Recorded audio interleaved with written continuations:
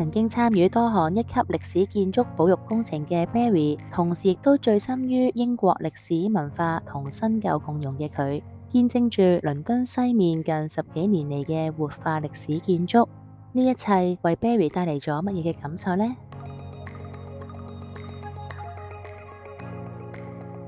西邊咧就係一個英國人將佢喺保育方面嘅呢個實力咧向全世界展示。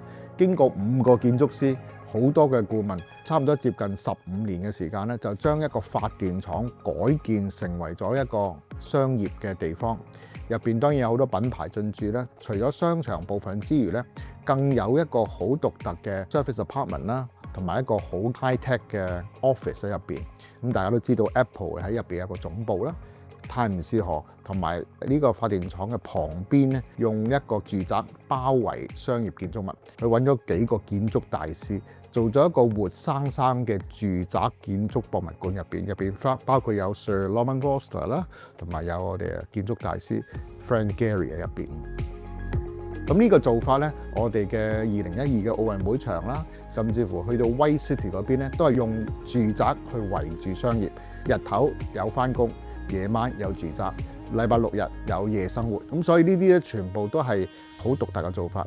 咁當然要個文字接受到先得。例如我舉例溫布萊球場咧，最精彩就中間嗰條星光大道，同埋嗰個大型運輸去接流。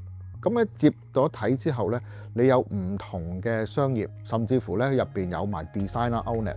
咁你要喺嗰度嘅居民咧，個投資一個 apartment 嗰度，佢要接受佢係免費聽演唱會，免費去睇足球。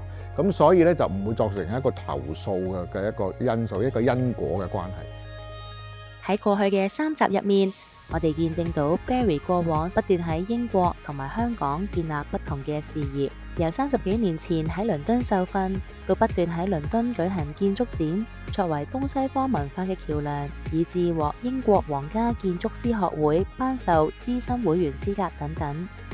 過去由 Barry 親手設計落成嘅建築設計無數，光譜亦都非常廣闊。